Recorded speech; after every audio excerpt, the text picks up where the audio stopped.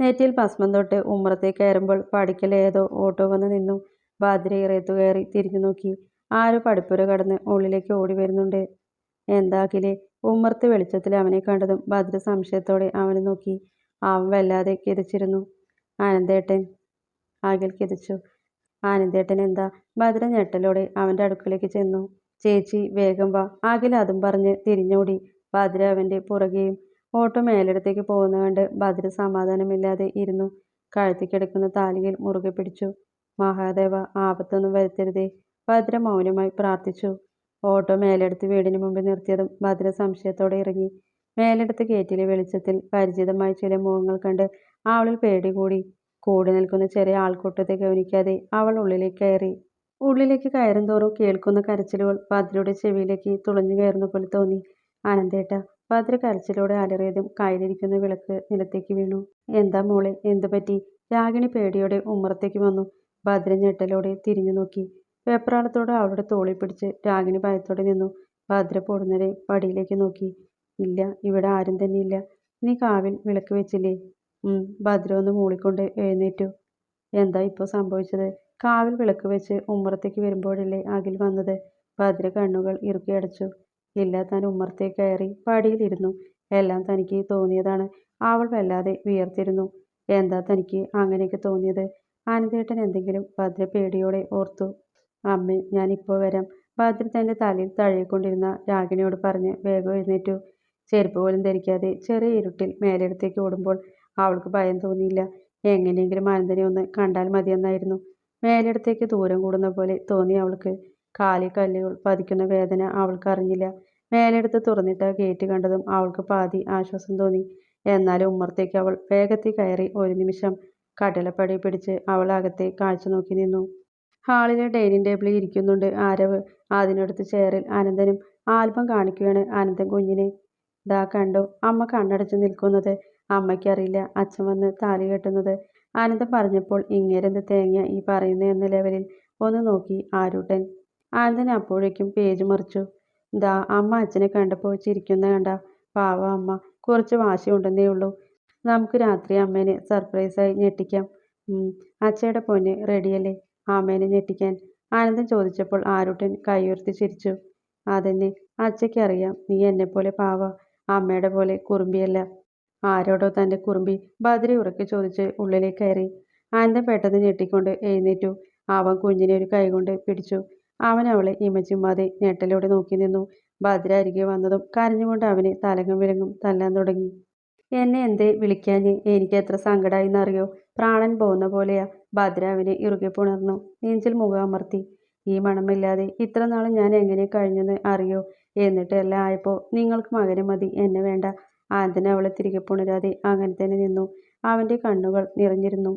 ഏങ്ങലടിച്ചു കരഞ്ഞിരുന്ന ഭദ്ര നെഞ്ചിൽ നിന്ന് മുഖമുയർത്തി അവന്റെ മുഖത്തേക്ക് നോക്കി. എനിക്ക് അനന്തേട്ടനില്ലാതെ പറ്റില്ല ആനന്ദേട്ട. ഭദ്ര ഒരു പൊട്ടിക്കരച്ചിലൂടെ വീണ്ടും അവന്റെ നെഞ്ചിൽ മുഖം അമർത്തി.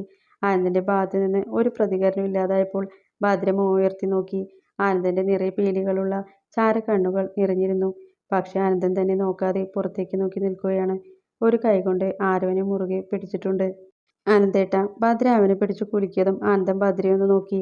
അവൻ കണ്ണുകൾ രണ്ടും ഇറുക്കി അടച്ചു തുറന്നു. ഭദ്രയെ അകത്തി മാറ്റി കുഞ്ഞിനെ എടുത്ത് തിരിഞ്ഞു. ആനന്ദേട്ട, ഇനിയും എന്തിനാ എന്നെ? ഭദ്ര കണ്ണുകൾ തുടച്ചു. ശരി, ആനന്ദേട്ടൻ വന്ന് വിളിക്കുന്നവരെ ഞാൻ മംഗലത്തുണ്ടാവും. ഭദ്ര അവനോട് പറഞ്ഞ് ആനന്ദൻ കുഞ്ഞിനെ നിലത്തിരുത്തി. ഭദ്ര തിരിഞ്ഞു നടക്കാൻ തുടങ്ങിയതും അവളുടെ കയ്യിൽ ബലമായി പിടിവീണിരുന്നു. ഭദ്ര ഞെട്ടലോടെ ആ കൈയിലേക്ക് നോക്കി. നിറഞ്ഞ മിഴിയോടെ തന്റെ കയ്യിൽ ബലമായി പിടിച്ചു നിൽക്കുന്ന ആനന്ദനെ കണ്ട് അവളുടെ നെറ്റി ചുളിഞ്ഞു. ഭദ്രയ്ക്ക് പിന്നെ ഒന്നും ആലോചിക്കാൻ സമയം കൊടുക്കാതെ ആനന്ദൻ അവളെ ആഞ്ഞു പുണർന്നു. ഭദ്രയും അവനെ ഇറുകെ പുണർന്നു. ആനന്ദൻ അവളുടെ മുഖം കൈക്കുമ്പിളിൽ എടുത്തു. കവിളിലും നെറ്റിയിലും താടിയിലും മതിവരാതെ തുടരെ തുടരെ ചുംബിച്ചു. ഭദ്രയുടെ നെറ്റിയിൽ നെറ്റി മുട്ടിച്ച് ആനന്ദൻ അങ്ങനെ നിന്നു. നീയില്ലാതെ പറ്റില്ലടി എനിക്ക്. എന്തിനാടി എന്നെ വിട്ടു പോയത്? ഞാൻ ഈ വീട്ടിൽ എങ്ങനെയാ നീയില്ലാതെ കഴിഞ്ഞതെന്നറിയോ? ഭദ്ര തല വിലങ്ങനെയാട്ടി കരഞ്ഞുകൊണ്ടിരുന്നു. ആനന്ദൻ മതിയാവാതെ അവളെ വീണ്ടും പുണർന്നു. നിന്നെ ഇങ്ങനെ നെഞ്ചിൽ ചേർക്കാൻ പറ്റാതെ ഞാൻ വേദനിച്ചത് നീ കണ്ടോ?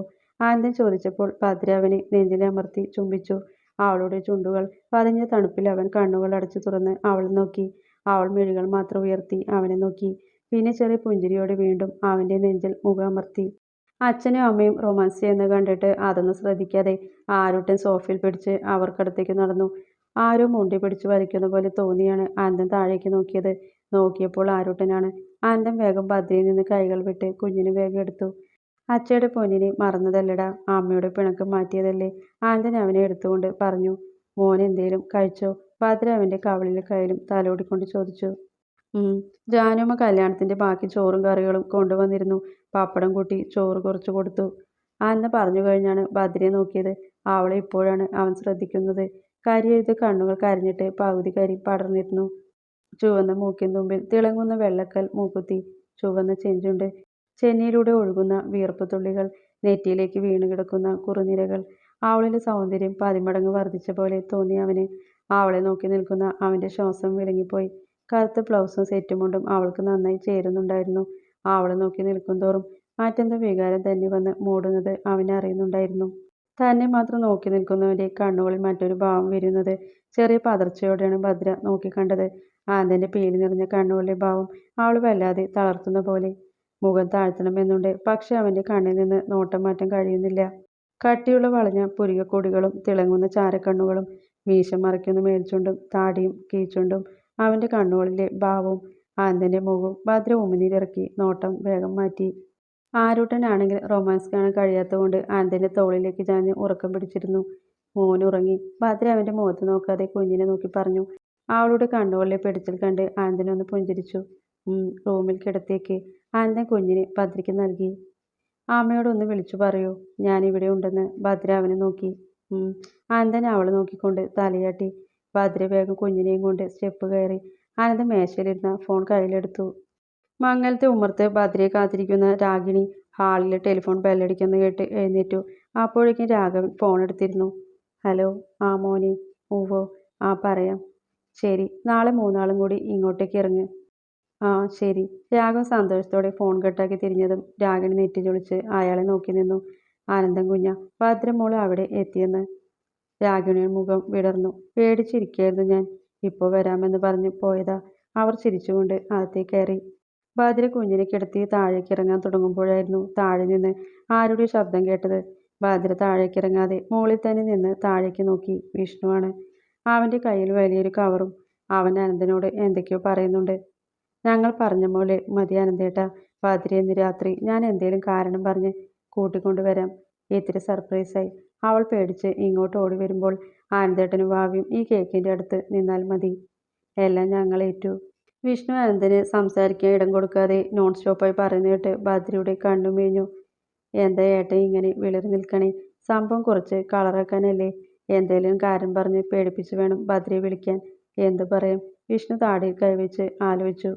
വിഷ്ണുവിനെ ഭദ്ര തല്ലിക്കൊന്നു, അങ്ങനെ പറഞ്ഞാലോ? ഭദ്ര സ്റ്റെപ്പ് ഇറങ്ങി വന്നുകൊണ്ട് ചോദിച്ചതും വിഷ്ണു ഞെട്ടലോടെ തിരിഞ്ഞു. ഭദ്ര. ഭദ്ര ഒന്ന് അമർത്തിയ മോളി. ഭദ്ര എപ്പോൾ വന്നു? ഞാൻ വന്നിട്ട് കൊല്ലം കുറച്ചായി. ഭദ്ര മംഗലത്ത് പോയില്ലേ? പൂജ അങ്ങോട്ട് പോയല്ലോ. അതിന്? ഏയ്, അനന്തേട്ടൻ നീ വന്ന കാര്യം പറഞ്ഞില്ല. അതിന് നീ പറയാൻ വിട്ടോ? വന്നപ്പോൾ മുതൽ വാ തുറന്നതല്ലേ? അനന്തൻ ചിരിയോടെ പറഞ്ഞു. അപ്പോൾ ശരി, നാളെ കേക്ക് മുറിക്കാലേ? ഞാൻ ഇറങ്ങട്ടെ. നീ കഴിച്ചോടാ. ആ, നാളെ കാണാം. അവൻ വേഗം യാത്ര പറഞ്ഞിറങ്ങി. വിഷ്ണു പുറത്തേക്കിറങ്ങി ബൈക്ക് സ്റ്റാർട്ടാക്കുമ്പോൾ അവൻ്റെ ഫോണ് ബെല്ലടിച്ചു. പരിചയമില്ലാത്ത നമ്പർ കണ്ട് അവൻ താല്പര്യമില്ലാതെ ഫോൺ ചെവിയോട് അടുപ്പിച്ചു. ഹലോ, ആരാ? ഞാൻ ഭവ്യ. വിഷ്ണു പിന്നെ ഒന്നും മിണ്ടിയില്ല. അവൻ ഫോണ് ഒന്നുകൂടെ ചെവിയിലേക്ക് ചേർത്തു. ഹലോ. പോയോ? ഇല്ല, പറ. അത് ചേച്ചി ഏട്ടൻ്റെ അടുത്തേക്ക് പോയെന്ന്. അപ്പോൾ ഇനി പ്ലാനിങ് ഒന്നും വേണ്ടല്ലോ? ഇനി ഒന്നും വേണ്ട. അപ്പോൾ ശരി. ഭവ്യ, ഒരു മിനിറ്റ്. എന്താ? കട്ടാക്കാൻ പോയ ഭവ്യ അവൻ പറയുന്ന കേട്ട് ഫോൺ വീണ്ടും ചെവിയിൽ പിടിച്ചു. അത് പിന്നെ നാളെ ഒന്ന് കാണാൻ പറ്റുമോ? എന്തിന്? പ്ലീസ്. വൈകിട്ട് അമ്പലത്തിൽ വരുന്നുണ്ട്. ആ ശരി, താങ്ക് യു. ഭവ്യ വേഗം ഫോൺ കട്ടാക്കി ബെഡിലിരുന്നു. വിഷ്ണു എന്താ പറയാൻ പോകുന്നതെന്ന് നന്നായി അറിയാം. പക്ഷെ അതൊന്നും നടക്കാൻ പോകുന്നില്ല. അത്രയ്ക്ക് പുണ്യമൊന്നും താൻ ചെയ്തിട്ടില്ല. അവളുടെ കണ്ണിൽ നിന്നും 2 തുള്ളി കണ്ണീർ കയ്യിലിരിക്കുന്ന ഫോണിലേക്ക് വീണു. വിഷ്ണു ഫോൺ ഷർട്ടിൻ്റെ പോക്കറ്റിലിട്ട് ആലോചനയോടെ ബൈക്ക് സ്റ്റാർട്ടാക്കി.